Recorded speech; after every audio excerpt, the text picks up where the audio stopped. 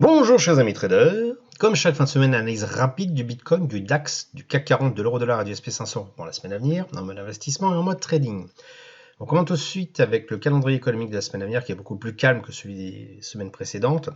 Peut-être une pointe de volatilité à attendre vendredi matin pour l'annonce des prix de la consommation sur la zone euro qui peut être impactante, je dirais, sur mode d'anticipation sur l'évolution des taux que la BCE pourrait avoir en réaction à ça. Hein. Bon, à part ça, sauf si bien sûr vous tradez tout ce qui est l'AUD, l'USD, le CAD ou autre, bon, je pense que vous n'aurez pas grand-chose à attendre en termes de volatilité, sauf bien sûr événements non prévus extraordinaires, ce qu'on appelle les fameux signes noirs, mais ça, bien sûr, c'est chaque semaine la même chose. Allez, on commence tout de suite avec le Bitcoin exprimé en euros, qui nous a fait une petite poussée de fièvre, hein, qui est montée donc la semaine dernière.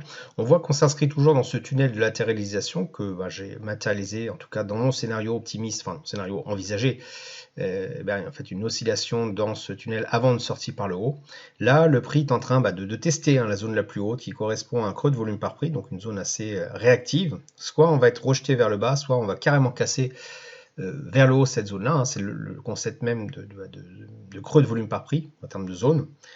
Et donc, voilà, on peut s'attendre effectivement soit une cassure brutale, soit un rejet brutal. Pour l'instant, qu'est-ce que je peux dire? Moi, dans ma perception des choses, c'est que, il n'y a pas de raison fondamentale que ça casse vers le haut. Mais bon, comme c'est de l'analyse technique, on s'en fout un petit peu des raisons fondamentales.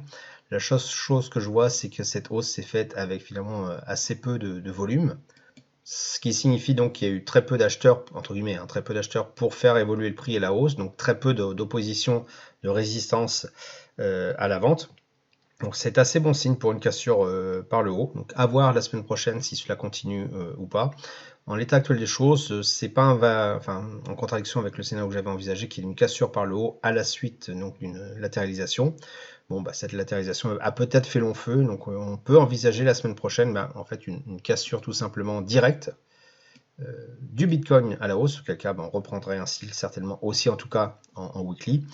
Mais bon, c'est peut-être s'avancer. On peut aussi avoir un rejet et puis donc une continuation de cette latéralisation. Je pense que le mieux, c'est d'attendre de voir ce qui se passe la semaine prochaine pour se faire une idée de ce qu'on peut faire ou pas, en tout cas de l'avis à avoir sur le long terme par rapport au Bitcoin. Le DAX, quant à lui, continue son évolution au sein de ce tunnel à serpent, comme j'aime les appeler haussier. On voit que ça se fait sans grande volonté. Hein. Il n'y a pas une grande direction. On est sur un pic de volume par prise qui sous-entend un consensus en termes de prix. Donc quand on s'en écarte, on revient dessus, que ce soit à la hausse ou à la baisse.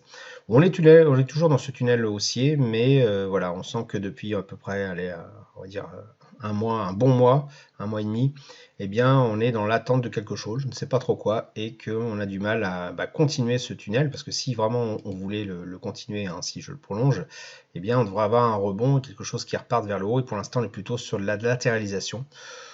Bon, on est en bas de ce tunnel haussier, on est quand même aussi sur un point consensuel, donc pas évident de savoir ce qui va se passer la semaine prochaine. Si on s'écarte de ce prix-là à la baisse, on peut avoir un rappel brutal sur le point consensuel. Si on s'en écarte à la hausse, on peut avoir la même chose. Et pourtant, on n'a pas d'invalidation pour l'instant parce que le stochastique et le RSI sont au-dessus de la zone des 50. On n'a pas d'invalidation donc de ce tunnel haussier. Donc pas évident de pouvoir dire ce qui va se passer. Au vu de l'état actuel des choses, si je vraiment devais proposer quelque chose, je pense qu'on va continuer de latéraliser. Et donc ce scénario que j'envisageais en fait, de reprise à la hausse me paraît un petit peu aventureux. Je pense qu'on va encore latéraliser, peut-être même casser ce tunnel haussier pour rentrer dans une phase de latéralisation qui aura un petit peu cette tronche-là, si je puis dire. Voilà, en fait, une évolution de part et d'autre de cette zone consensuelle avant de voir si on va recasser par le haut ou par le bas. Bon, voilà ce qu'on peut dire. Si vraiment on s'amuse à zoomer sur l'unité de temps un peu plus rapide, on voit que le DAX est devenu extrêmement mou, tout simplement parce qu'il est en mode zombie. Il ne fait vraiment plus rien depuis pratiquement un bon mois et demi, presque 2 mois. Donc, en l'état actuel des choses, quand vous avez un titre comme ça, la meilleure chose qu'il y a à faire, c'est de rien faire et d'aller voir ailleurs. Alors, ça ne veut pas dire qu'il faille aller sur le CAC 40, c'est le cas ici, je vous montre le CAC 40, tout simplement parce que le CAC 40 en général est beaucoup plus mou, beaucoup plus même négatif que en retard en tout cas que le DAX, et donc là on a un DAX qui fait pas grand chose, et finalement le CAC 40 il fait moins que pas grand chose, donc il baisse par rapport à la semaine dernière. On est toujours dans ce tunnel haussier du CAC 40 depuis pratiquement la fin de l'année dernière, voilà novembre, Et on s'inscrit toujours dedans, on n'a pas encore cassé. Pour le casser, il faut vraiment que le RSI casse lui aussi sa zone des 50, hein, le niveau des 50 est encore au-dessus. Le stochastique en face de même, là on voit qu'on est sur un point bas, on a une forte probabilité, enfin selon moi, hein, ça n'engage que moi, que le prix remonte. Alors peut-être pas tout de suite parce qu'on a un léger pic de volume par prix, donc on pourrait très bien reprendre un petit peu de latéralisation avant de repartir à la hausse dans ce tunnel-là. Je ne vois pas de raison pour qu'il descende sur ce point consensuel-là. Ça reste encore tout à fait possible. Et ça, je pense qu'il n'y a pas de boule de cristal qui permet de savoir ce qui va vraiment se passer. Mais voilà, c'est juste mon biais. Donc, c'était une reprise à la hausse dans ce tunnel haussier du CAC 40 qui, pour l'instant, est toujours bien orienté, en tout cas sur une base weekly. L'euro-dollar, quant à lui, il reprend un petit peu du poil de la bête, comme je l'avais dit. On a touché le point bas de ce tunnel haussier, tunnel à serpent haussier, et on rebondit tout naturellement dessus. On a quand même un point consensuel assez fort ici, qui a un fort pouvoir d'attraction. Et puis, à un moment donné, on arrive sur un code volume par prix ici. Donc, j'ai même mis une alarme là-dessus, parce que je pense que quand on va casser ça, ça va être intéressant de continuer la prise de hausse de l'euro-dollar, simplement parce que si vraiment on casse ce niveau-là, il y a une forte probabilité qu'on arrive sur ce niveau des 1,1350 et donc c'est quelque chose qui est intéressant à mon avis à trader, même en unité de temps beaucoup plus courte. Quoi qu'il en soit, on n'y est pas encore et là on sent que le prix a un petit peu de mal à s'affranchir de ce point consensuel-là. Il a augmenté la semaine dernière, je vais peut-être zoomer un petit peu pour qu'on voit plus clairement. Et puis là, il a fait un petit retracement, mais pas non plus énorme. Donc il est toujours un petit peu attiré quand même par ce point-là. Mais toujours dans cette optique de mouvement haussier dans ce tunnel haussier-là. Donc mon scénario pour la semaine prochaine, c'est qu'il va continuer à s'extirper peut-être de manière poussive jusqu'à ce niveau-là, hein, le fameux niveau des 1,1094. Et si ce niveau-là casse là, il y a de fortes probabilités qu'on rejoigne 1,1312. Si bien sûr ce niveau ne casse pas, le rebond sera certainement assez brutal et on retournera beaucoup plus bas sur le niveau qu'on a certainement actuellement. Enfin, le SP500, lui, casse son tunnel de la latéralisation en weekly à la hausse. Il l'a déjà fait il y a 2 semaines. Hein.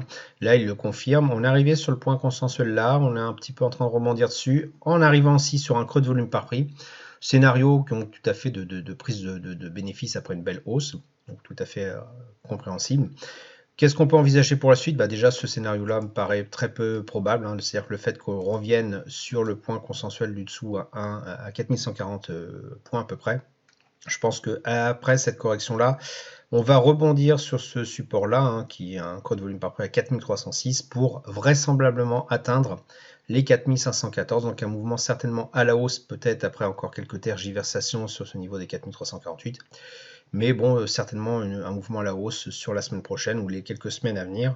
Puis bon, après, on verra bien. Bon, si jamais il devait y avoir une très mauvaise nouvelle économique, je pense qu'on reviendrait effectivement sur les niveaux des 4198, mais il faudrait vraiment qu'on ait quelque chose d'assez dramatique. Pour l'instant, ça se passe relativement bien pour le SP500. Voilà, j'espère que vous avez apprécié cette vidéo. Si c'est le cas, merci de laisser un pouce pour m'encourager à continuer. Abonnez-vous à la chaîne YouTube pour ne rater aucune nouvelle publication.